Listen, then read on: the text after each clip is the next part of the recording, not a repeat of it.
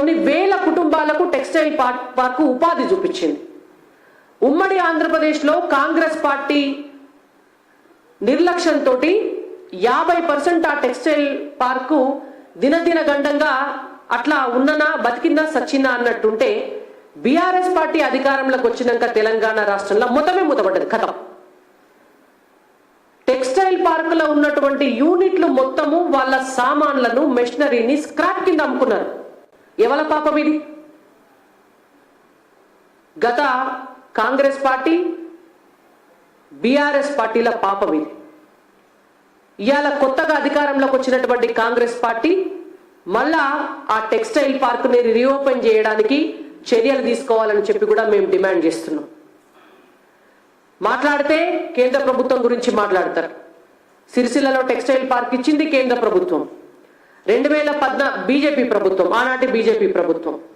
2014లో మళ్ళీ బీజేపీ అధికారంలోకి వచ్చిన తర్వాత ఒక మెగా టెక్స్టైల్ పార్క్ ని తెలంగాణ రాష్ట్రానికి అనౌన్స్ చేసి జాగా చూపియమంటే కేటీఆర్ అనేట ఆయన ఎన్నడూ కూడా సిరిసిల్ల లాంటి పట్టణానికి టెక్స్టైల్ పార్క్ కావాలని భూమి చూపియలే, ఎన్నడొక లేఖ రాయలే. వరంగల్ లాంటి పట్టణంలో టెక్స్టైల్ పార్కు పెట్టడానికి కూడా అడగంగా జాగ చూపించారు. అది నేత కార్మికుల పట్ల వీళ్ళకున్నటువంటి నిబద్ధత. ఇవాళ కేంద్ర ప్రభుత్వం ఇస్తున్నటువంటి అనేక పథకాలు, కేంద్రం మెగా క్లస్టర్ పథకం పెట్టింది.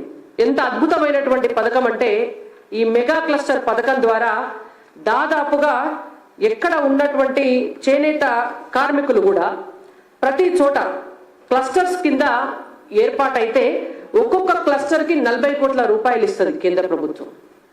ఎన్నడూ కూడా గత తెలంగాణ రాష్ట్ర ప్రభుత్వం ఈ పథకాన్ని ఉపయోగించుకునేటట్టుగా నేత కార్మికులను ఎడ్యుకేట్ చేయలేదు, వాళ్ళను ఎంకరేజ్ చేయలేదు. ముద్రా లోన్లు ఇస్తే కేంద్రం నుంచి దాదాపుగా నేత కార్మికులు ఇప్పటికీ 1768 మంది కేంద్రం ద్వారా ముద్రా లోన్లను తీసుకోవటం జరిగింది. జాతీయ చేనేత అభివృద్ధి కార్యక్రమం కింద సిద్దిపేట, దుబ్బాక, మహదేవ్పూర్, నారాయణపేట్, కార్వాన్, కరీంనగర్, నార్కట్పల్లి ఈ చేనేత క్లస్టర్లన్నిటికీ కూడా కేంద్రం నిధులు మంజూరు చేసింది. ఇలా వాటిని ఏం చేసిండ్రు? ఆ పైసలను పట్టుకొచ్చి నేత కార్మికులను ఏమన్నా బాగు చేసిండ్రా అంటే దానికి గత బీఆర్ఎస్ దగ్గర సమాధానం ఉండదు, ఇప్పటి కాంగ్రెస్ దగ్గర సమాధానం ఉండదు. రాజకీయాలు మాట్లాడడం తప్ప వాళ్ళ జీవితాలను బాగు చేద్దామనేటువంటి ఉద్దేశం ఏ రాజకీయ పార్టీకి కూడా ఈ రెండు పార్టీలకు లేదు. చేనేత రంగంలో పిఎల్ఐ పథకం కింద 10,638 కోట్ల రూపాయలు కేంద్ర ప్రభుత్వం కేటాయించింది. దీంట్లో 67 మంది ఔత్సాహికులకే 1,536 కోట్లు ఇచ్చినారు ఇండస్ట్రీస్ పెట్టుకోమని సెంట్రల్ గవర్నమెంట్. వీటితో పాటు భారత ప్రధాని నరేంద్ర మోడీ గారు 2015వ సంవత్సరంలోనే మనమందరం కూడా చూసినాము, ఫాలో అవుతున్నాం కూడా. మా భారతీయ జనతా పార్టీ నాయకులు కార్యకర్తలు అయితే దాదాపుగా 90% మంది కూడా ఫాలో అవుతున్నారు.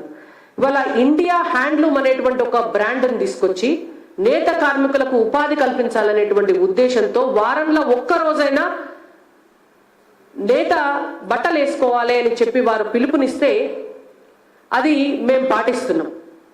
ఇవాళ కాంగ్రెస్ పార్టీ నాయకులు దాన్ని ఎంకరేజ్ చేయడానికి ఏం చేస్తున్నారు అనేటువంటి దానికి సమాధానం చెప్పాలి. ఉపాధి కల్పిస్తాం అనేది మాటలలో కాదు, చేతలలో కూడా చూపిస్తే దానికి అర్థం ఉంటది. కాబట్టి ఇండియా హ్యాండ్లూమ్ అనేటువంటి ఒక బ్రాండ్ ఏదైతే ఉందో మోడీ గారు తీసుకొచ్చిన బ్రాండ్, దానిని కాంగ్రెస్ పార్టీ తెలంగాణలో 100% అమలయ్యేటట్టు చూడాలని, ప్రభుత్వ కార్యాలయాల్లో ఉన్నటువంటి ప్రతి ఉద్యోగి కూడా వారానికి ఒకసారి నేత వస్త్రాలు ధరించాలని చెప్పి ముఖ్యమంత్రి గారు పిలుపివ్వాలని చెప్పి మేము డిమాండ్ చేస్తున్నాం.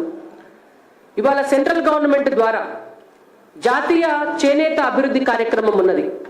దాంట్లో భాగంగా బ్లాక్ స్థాయి క్లస్టర్లను ఏర్పాటు చేసుకోవడానికి డబ్బులు ఇస్తున్నాం. చేనేత మార్కెటింగ్కి ఈవెంట్లను నిర్వహించడానికి రాష్ట్రాలకు చేనేత ఏజెన్సీలకు కేంద్ర ప్రభుత్వం ఆర్థిక సహాయం ఇస్తుంది. నేత కార్మికులకు నేను ఇందాక చెప్పినట్టుగా ముద్రా స్కీమ్ ఇస్తున్నాం. హాత్కర్గా సంవర్ధన్ సహాయత కింద ఉపకరణాలు మగ్గాలు అందించడానికి ఒక అద్భుతమైనటువంటి పథకాన్ని కూడా కేంద్ర ప్రభుత్వం ప్రవేశపెట్టింది.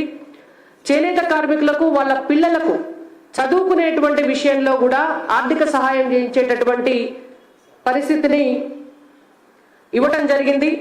అలాగే ఈ కామర్స్ ద్వారా ఆన్లైన్ పోర్టల్ రైతులకు ఈనాం ద్వారా పండించినటువంటి పంటను అమ్ముకునేటువంటి అవకాశం ఎట్లున్నదో నేత కార్మికులు కూడా వాళ్ళు తయారు చేసినటువంటి బట్టలని ఆన్లైన్ పోర్టల్ ద్వారా అమ్ముకునేటువంటి అవకాశంతో ఉండాలని చెప్పి ఈ కామర్స్ వెబ్సైట్ పెడితే 110 కోట్ల రూపాయల అమ్మకాలు జరిగినాయి ఇప్పటి వరకు ఈ కామర్స్ వెబ్సైట్ ద్వారా డైరెక్ట్